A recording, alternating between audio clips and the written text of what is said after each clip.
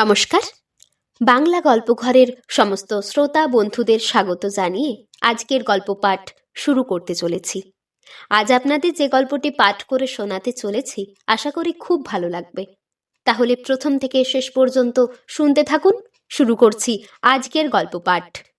আশাপূর্ণা দেবীর লেখা নীল রক্ত। রাত নেহাত কম নয়, প্রায় 12:30। হঠাৎ 7 নম্বর ফ্ল্যাটের গণেশবাবুর ঘর হইতে একটা তুমুল গোলমাল উঠিল। প্রথমটা তেমন গ্রাহ্য করি নাই, কারণ 19টি ফ্ল্যাট সম্বলিত এই বিরাট আকায় প্রাসাদটির গহরে যে 19টি পরিবার বাস করেন, তাহাদের আর যাই হোক, উদারতার অপরাধে অপরাধী করা যায় না। অতএব গোলমাল শুনিয়া কৌতূহলী হইবার অভ্যাস আর নাই। বেশি বাড়াবাড়ি দেখিলে চটি জোড়াটা পায়ে গলাইয়া কাটিয়া পড়ি। কিন্তু এত রাত্রে হঠাৎ 16ই আগস্টের অভিনয় শুরু হইয়া যাইবার উদাহরণ বেশি নাই, একমাত্র শশধর বাবুর ঘরে ছাড়া। বৌদি বলেন শশধর বাবু মাতাল।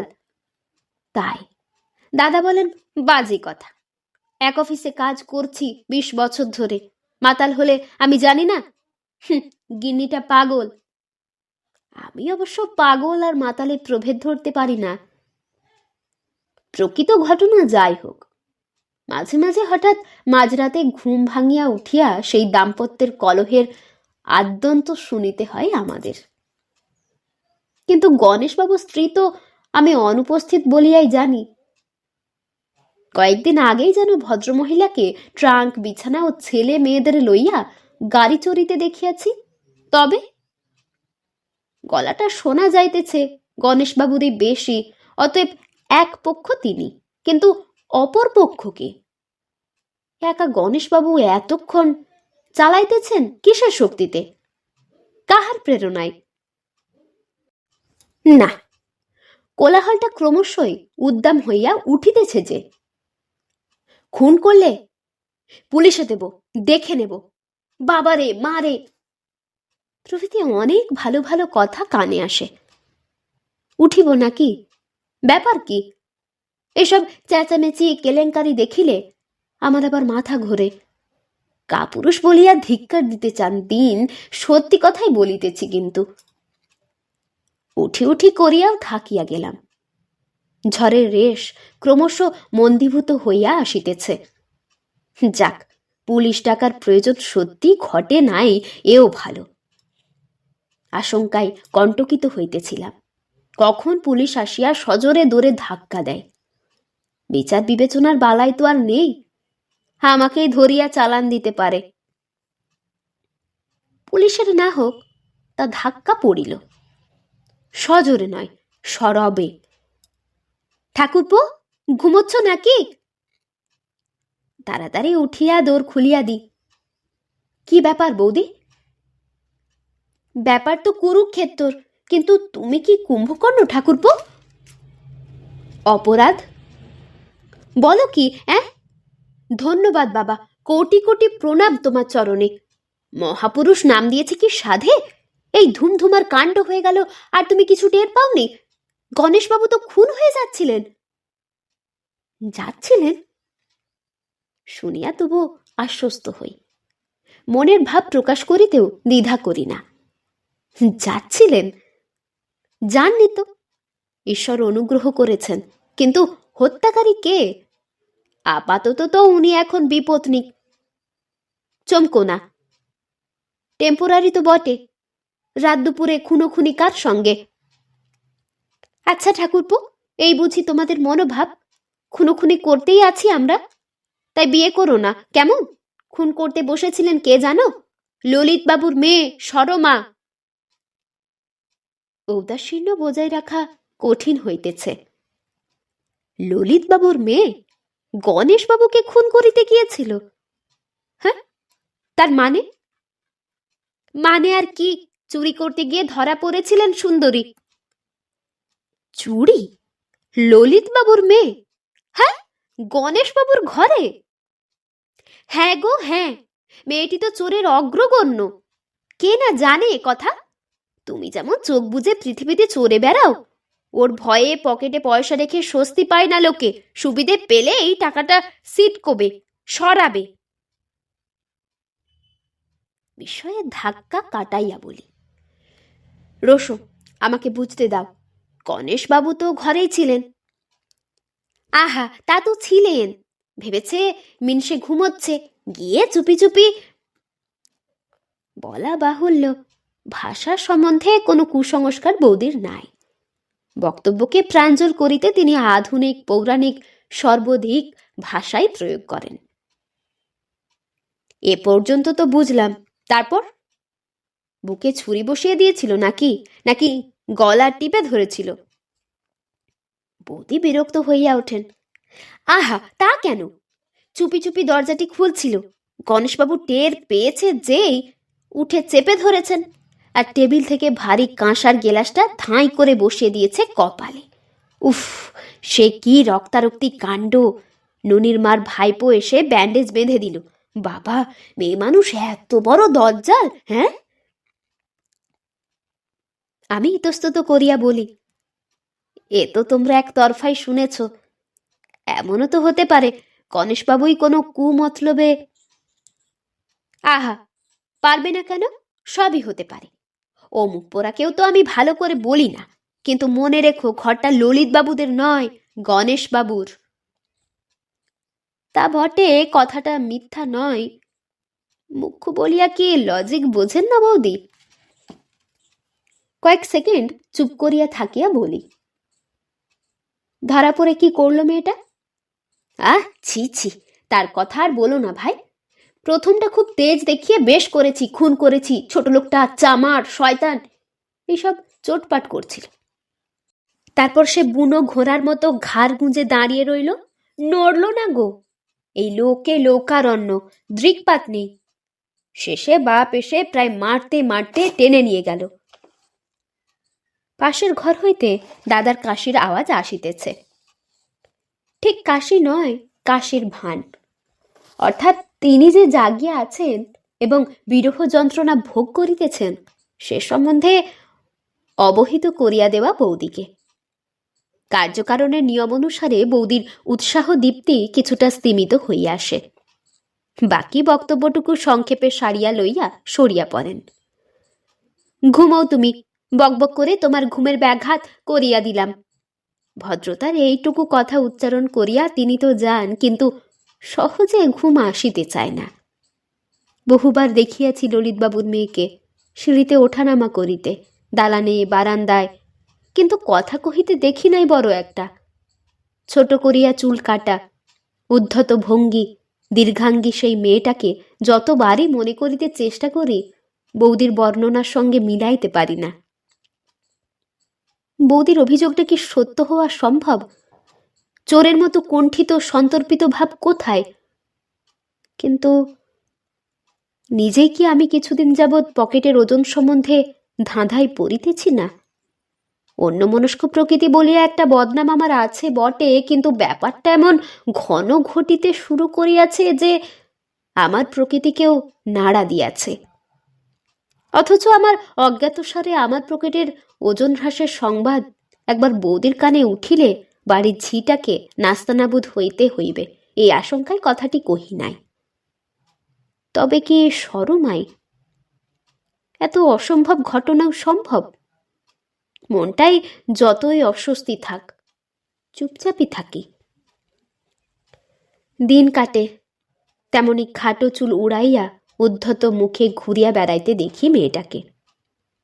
তেমনি মাঝে মাঝে পকেটের পয়সায় গোলমাল হইতে থাকে, অথচ সাবধান হইবার উৎসাহ খুঁজিয়া পাই নাই। হঠাৎ একদিন গণেশবাবুর মতো আমিও হাতে হাতে ধরিয়া ফেলিলাম। লাস্ট শোতে সিনেমা দেখিয়া ফিরিয়াছি, ঘরে ঢুকিয়া সুইচটা জ্বালিতেই স্তম্ভিত হইয়া গেলাম। খোলা সুটকেসের সামনে সরমা, কিং কর্তব্য বিমূঢ়। কথার অর্থ এত গভীরভাবে অনুভব করিয়াছি কবে? আলো নিভন, আলো নিভন বলছি। চাপা তীক্ষ্ণ স্বরে হুকুমের স্বর। আলো নিভব কেন? অনেক কষ্টে উচ্চারণ করি। পালাও তুমি, শিগগির পালাও। কেন পালাবো? কণ্ঠস্বর মুখের গড়নের মতোই উদ্ধত। বিরক্তভাবে বলি, পালাবে না তো কি গেলাস ছুঁড়ে মারবে? ও, গণেশবাবুর খোঁটা দেওয়া হচ্ছে? সে ছোট লোকটাকে বেশ করেছি মেরেছি, মারবই তো, দরকার হলে থান ইট ছুঁড়েও মারতে পারি আমি, তা জানেন? জানলাম, কিন্তু আমার সুটকেস নিয়ে তোমার কি দরকার জানতে পারলে ভালো হয়।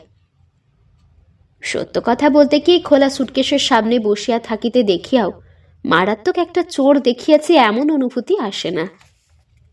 সশব্দে ডালাটা বন্ধ করিয়া দিয়া উঠিয়া আসে সরমা। উগ্র স্বরে বলে, থাক থাক, আর সুটকেসের বড়াই করতে হবে না। মিথ্যে খাটুনি সার, ছাই আছে সুটকেসে, উনুনের পাঁশ আছে। ভারী কৌতুক অনুভব করি। চুরি করিতে আসিয়া এমন স্টেজ ফ্রি? চুরির যোগ্য বস্তু নাই বলিয়া গৃহস্থকে ধিক্কার? মজা মন্দ নয়। হয়তো চোর যদি ললিতবাবুর কন্যা না হইয়া পুত্র হইত, এমন কৌতুক বোধ করিতাম না। তরুণী নারীর মোহময় প্রভাব অস্বীকার করিয়া লাভ নাই। কেউ দেখিয়া ফেলার আগে সরমাকে সরানো দরকার, এ চৈতন্য থাকিলেও নিছক কথা কহিবার লোভেই কথা কই। এইমাত্র যে আমার ঘরে শীত কাটিতে আসিয়াছিল, তাহার সঙ্গে হাসির কথা কহিতেও বাধে না। হাসিয়া বলি, সত্যি ভারী অন্যায় হয়ে গেছে বটে, উচিত ছিল সুটকেসে কিছু রেখে দেওয়া, কি বলো?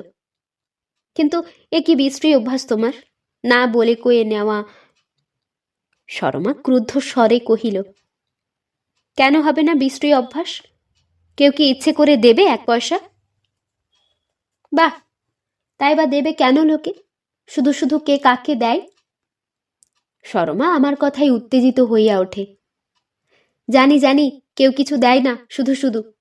তাহলে কি করব আমরা শুনি? না খেয়ে মরবো?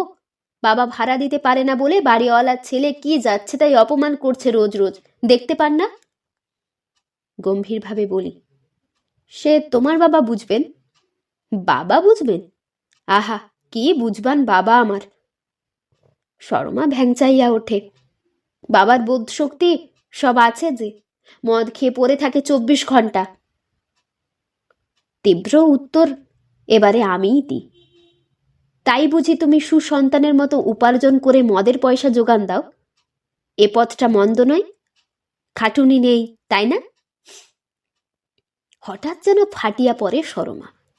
তাছাড়া আর কি করব? আমি কি লেখাপড়া শিখেছি যে চাকরি করে টাকা আনবো? ছোট লোক গণেশবাবুটা যা বলে তা শুনলেই বুঝি ভালো হয় আপনাদের?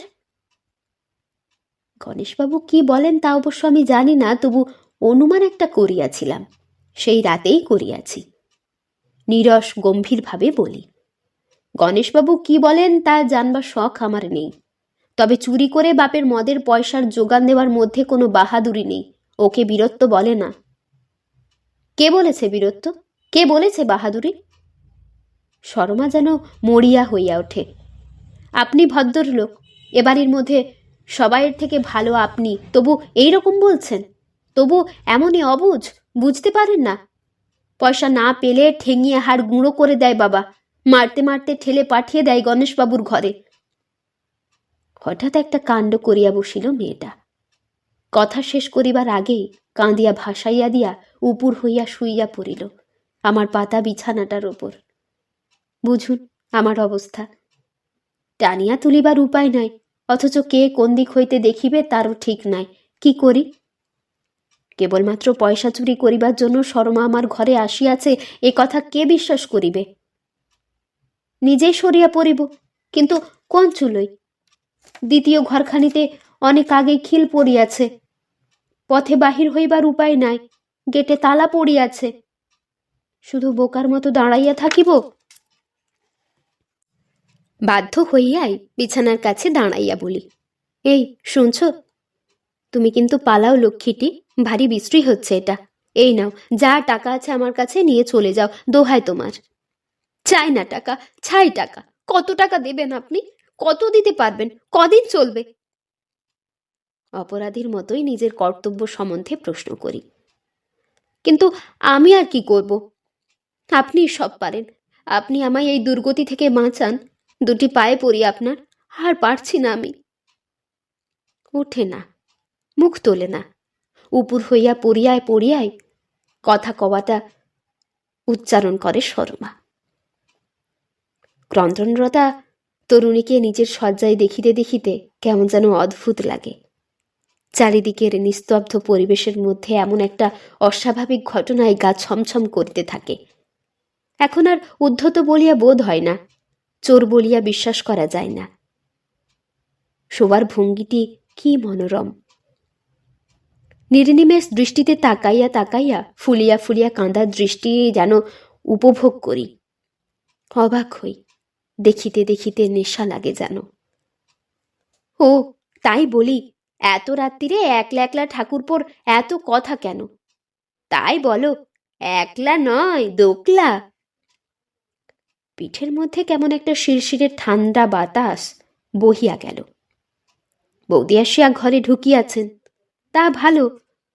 সরমা আমাদের সব রকম চুরির বিদ্যেই জানা আছে দেখছি। কি বলো ঠাকুরপো, নেহাত ছিচকে চোর নয়? কথা কহিবার অনেক চেষ্টা সত্ত্বেও স্বর বাহির হয় না।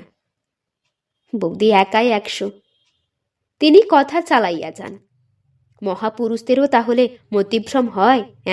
কিন্তু ছি ছি ঠাকুরপো, ডুবলে ডুবলে আঘাটাই ডুবতে গেলে। যাক, তোরটা একটু ভেজিয়ে দিয়ে মান অভিমানের পালাটা সাঙ্গ করো ঠাকুরপো। 5 জনে দেখতে পেলে তোমার না হোক আমাদের গায়ে ধুলো দেবে। যাই বাবা, তোমার দাদা আমাকে শুদ্ধ এই অবস্থায় দেখলে আর মুখ দেখবেন না আমার। এর মুহূর্তেই বাঁচাইতে পারি সরমাকে, রক্ষা করিতে পারি চরম অসম্মানের হাত হইতে, পরম দুর্গতির পথ হইতে।